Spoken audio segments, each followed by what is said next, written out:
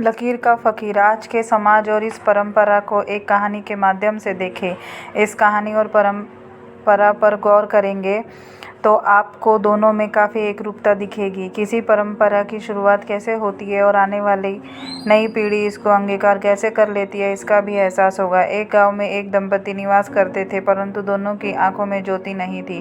अंधे होने की वजह से बहुत ही मुश्किल से दोनों अपना जीवन यापन चला पाते थे। एक समय की बात है कि अंधी पत्नी घर के आंगन में बने चूल्हे पर रोटी बना रही थी और बगल में उसके पति महोदय बैठे हुए थे। आपस में दोनों अपनी जिंदगी के सुख दुख की बातें करते हुए उधर की ज्वाला शांत करने हेतु पत्नी रोटी बनाई जा रही थी, लेकिन इन दोनों को आंखों से दिखाई न देने के कारण एक चतुर बिल्ली बगल में बैठकर बनने वाली रोटी पर नजर टिकाए हुए थी। परंतु ज्योति विहीन होने के कारण वे दंपति बिल्ली की गतिविधि को देख नहीं सकते थे, और जब देख नहीं सकते थे तो उस बिल्ली से सचेत होने या उस बिल्ली को भगा रखने की बात भी नहीं सोच सकते थे। जब रोटी या बननी समाप्त हो गई तो पत्नी ने अपनी बनी बनाई रोटियों को इकट्ठा करते हुए रोटी रखने वाले डब्बे में रखने लगी। तभी उसे ऐसा महसूस हुआ कि मेरे द्वारा बनाई गई सारी रोटियां तो है ही नहीं। तत्काल वह बगल में बैठे अपने पति महोदय से पूछ बैठी कि सुनते हो, आपने यहाँ से कई रोटी हटाई तो नहीं? पति महोदय भी अचंभित होकर बोले, नहीं तो, मैं तो रोटी छुआ भी नहीं हूँ। पति पत्नी दोनों काफी चिंतित हो गए। पत्नी बोली, आखिर रोटियां तो मैंने बनाई थी, लेकिन वे रोटियां गई कहाँ? बहुत सोचने विचारने के बाद दोनों एक निष्कर्ष पर पहुंचे कि रोटियों को कहीं पास बैठा हुआ शैतान बच्चा छुपा दिया होगा या कोई जानवर या बिल्ली ले गई होगी। हम दोनों आंख से अंधे जो ठहरे, इस वजह से हम दोनों को पता भी नहीं चला। उस रात को दोनों भूखे पेट सिर्फ जल पीकर ही अपने बिस्तर पर सोने चले गए।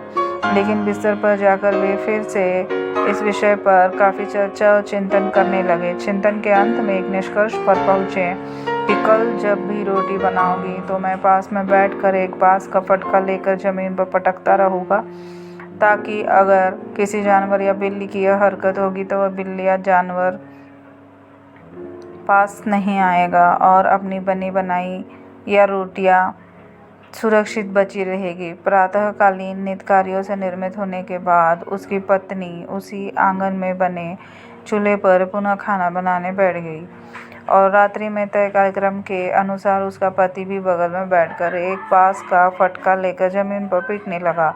सच में यह तरीका काफी सफल सिद्ध हुआ, क्योंकि आज का बना भोजन सही सलामत रूप से बचा हुआ मिला। कोई भी जानवर उसके द्वारा बनाई गई रोटियों को इस बार नहीं ले गया। दोनों ने अपने द्वारा निर्मित भोजन को ग्रहण करते हुए अपने नित्य की दिनचर्या हेतु घर से निकल गए। संध्या को जब दोनों घर वापस आए तो सभी नित्य क्रिया से निवृत्त होकर उसकी पत्नी खाना बनाने बैठी और उसका पति उसके बगल में बैठकर बांस का फटका पुनः जमीन पर पीटने लगा। रात्रि भोजन के पश्चात दोनों बिस्तर पर चले गए, लेकिन यह बांस का फटका पटकने के सफल प्रयोग ही प्रतिदिन करने हेतु आपस में प्रतिबद्ध हो गए। भोजन बनाने के समय बांस पटकने वाली प्रक्रिया अब एक दिनचर्या में बदल गई। आगे उसी अंधे दंपति को एक सुंदर से पुत्र रत्न की प्राप्ति हुई। वह पुत्र उसी आंगन में खेलकर माता पिता के स्नेह और प्यार में बड़ा हो रहा था और उस फटका मारने की परंपरा को भी देखता रहा था। बच्चा आँख से अंधा नहीं था, इस वजह से अपने घर में हो रही सभी रीति रिवाज को गौर से देखते हुए बड़ा हुआ। जब किसी काम से उसके पिताजी कहीं चले जाते थे और उसकी माताजी खाना बनाती थी, तब उसकी माँ अपने बच्चे को ही फटका मारने हेतु आवाज़ लगाती थी। बच्चा भी सुशील था, इस वजह से अपनी माँ की कही बात को मानते हुए चूल्हे के पास बैठकर अपने पिताजी के पास जैसा जमीन पर फटका मारने लगता था। धीरे धीरे वो बच्चा भी इस कार्य में इतना निपुण हो गया कि पिताजी के रहने पर भी जिद करते हुए फटका मारने का काम स्वयं करने लगता। अब उस बच्चे के दिलो दिमाग पर यह कार्य अपने पूर्वजों द्वारा प्रदत्त रीति रिवाज परंपरा के रूप में उसकी जिंदगी के मुख्य दिनचर्या का एक हिस्सा बन गया था।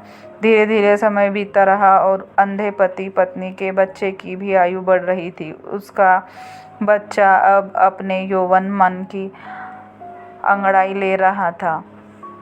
जिस वजह से उसके माता पिता को अपने बच्चे की शादी की चिंता सताने लगी। साथ साथ मन में यह भी बातें आने लगी कि अगर अपने बड़े होते बच्चे की शादी कर दी जाए तो आने वाली बहू से हम दोनों को गृह कार्य में भी काफ़ी सहायता मिलेगी। इस सोच और अरमान के साथ वे अपने संगे संबंधियों से अपने बेटे हेतु एक सुंदर बहू की तलाश करने को कहने लगे। अंततः एक सुंदर, सुशील और समझदार कन्या का रिश्ता भी आ गया। लड़की पक्ष और लड़का पक्ष वालों ने बहुत ही शान शौकत के साथ अपने बच्चे की शादी कर दी। अंधे माता पिता को अब खाना बनाने से मुक्ति मिल गई। अब बहू ने घर की रसोई से लेकर घर का जो भी काम था उन सभी कामों की जिम्मेदारी बखूबी निभाना शुरू कर दिया।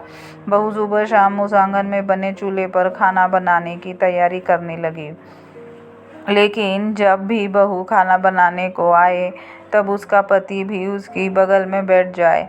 इस प्रकार की गतिविधि को देखकर बहू मन ही मन बहुत ही खुश रहने लगी कि चलो मेरा पति बहुत ही प्यार करने वाला मिला है। इस वजह से जब भी मैं खाना बनाने आती हूँ तो मेरा पति भी मेरे साथ बैठकर मुझसे बातें करने लगता है। लेकिन यह क्या, खाना बनाना जैसे ही शुरू हुआ उसका पति एक बांस का फटका लेकर जमीन पर पटकने लगा। बहू को यह सब काफ़ी अटपटा लगा, लेकिन नई नई बहुरिया होने के नाते वह कुछ भी नहीं बोली। एक दिन बीता, 2 दिन बीता, लेकिन यह बांस पटकने की प्रक्रिया प्रतिदिन उसके पति द्वारा ऐसे ही चलती रही।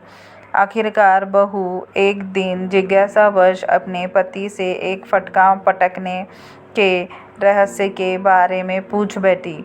अच्छा, यह बताइए कि मैं जब भी खाना बनाने बैठती हूँ तब आप मेरे साथ बैठकर ज़मीन पर बांस का फटका क्यों पटकते हैं? उसके पति ने काफ़ी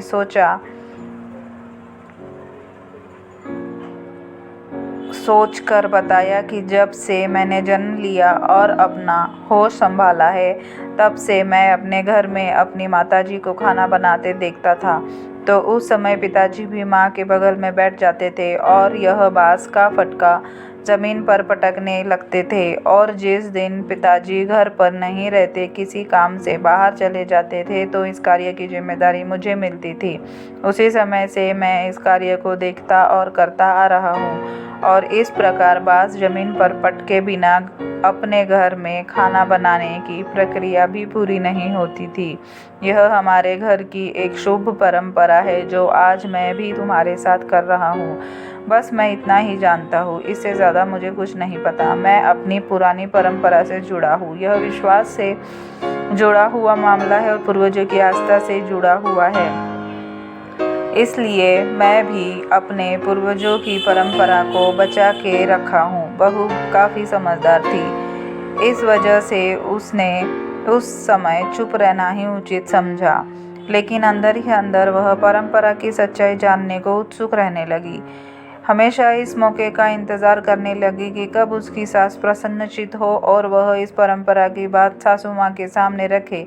एक दिन एकांत देकर बहू अपने सास से इस प्रकार फटका मारने वाली परंपरा की बात पूछ बैठी। अच्छा सासू माँ जी, यह बताए कि अपने घर में खाना बनाते समय यह बांस का फटका जमीन पर पटकने की परंपरा क्यों है? सासू माँ तो पहले इस बात को सुनकर अनसुना करके निकल गई, लेकिन बहू ने भी सोच लिया था कि आज सासू माँ से इसकी जानकारी लेना ही है। सासू माँ जी बताइए ना, यह परंपरा कब से अपने घर में और क्यों है? इसका उद्देश्य क्या है? बहू बेटी जैसी जब बहू जिद करने लगी तब सास मजबूर होकर अपनी बहू को पूर्व वाली सारी घटना, बिल्ली रोटी की कहानी सुना दी। बहू भी समझ गई कि मेरे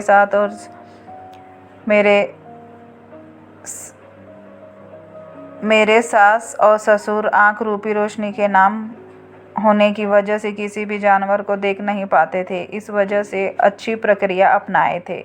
लेकिन मेरे पति और मैं तो आँख के प्रकाश से अंधे नहीं हैं। मैं तो बिल्ली को देख सकती हूँ, भगा सकती हूँ, छोड़ सकती हूँ, शुद्ध कर सकती हूँ, लेकिन फिर भी यह दकियानुसी परंपरा मूर्ख बनाने वाले आडंबर, अज्ञानता वाले कर्मकांड को क्यों निभाए जा रही हूँ? उस बहू के जैसा आप भी तर्कशील होकर सोचे, बने और करे। बहू अपनी सासू माँ से जानकारी प्राप्त कर अपने पति से वार्ता करने को काफ़ी उत्सुक हुई और एक दिन एकांत देकर अपने पति के साथ बैठकर माताजी से प्राप्त पूर्व की घटनाओं की जानकारी और अपनी आंखों की रोशनी नहीं होने के कारण उसका समाधान ढूंढना और फिर उनका समाधान बाद में एक परंपरा और कर्मकांड के रूप में स्थापित होने की बात बताई। बहुत ही तार्किक ढंग से पत्नी ने अपने पति को समझाया कि आपके माता पिता आँख के अंधे थे, इस वजह से बिल्ली से अपनी रोटी को सुरक्षित बचाने हेतु प्रतिदिन एक परंपरा के तौर पर जमीन पर बांस का फटका मारते थे ताकि कोई बिल्ली या जानवर उनके पास नहीं आए और उनके द्वारा निर्मित रोटियों को नहीं ले जा सके। लेकिन आप तो आँख के अंधे नहीं हैं, हम दोनों तो देख सकते हैं कि कोई बिल्ली या जानवर आया तब हम उसे भगा देंगे, तो फिर क्यों अंधी परंपरा को अपने पूर्वजों की परंपरा मानकर पालन कर रहे हैं। उसका पति भी काफ़ी समझदार था, इस वजह से वह अपनी पत्नी की तर्कपूर्ण बातों को सुनकर एक बार में ही सारी बातों से अवगत हो गया। सिर्फ स्वयं ही अवगत नहीं हुआ बल्कि इस प्रकार की बातों से अपने मित्र मंडली को भी संतुष्ट करने लगा। लेकिन आज तो पूरा पिछड़ा और शोषित समाज ही अपने ज्योतिविहीन पूर्वजों यानी उनके ज्ञान से परिचित होने की बात मानकर चल रहा है।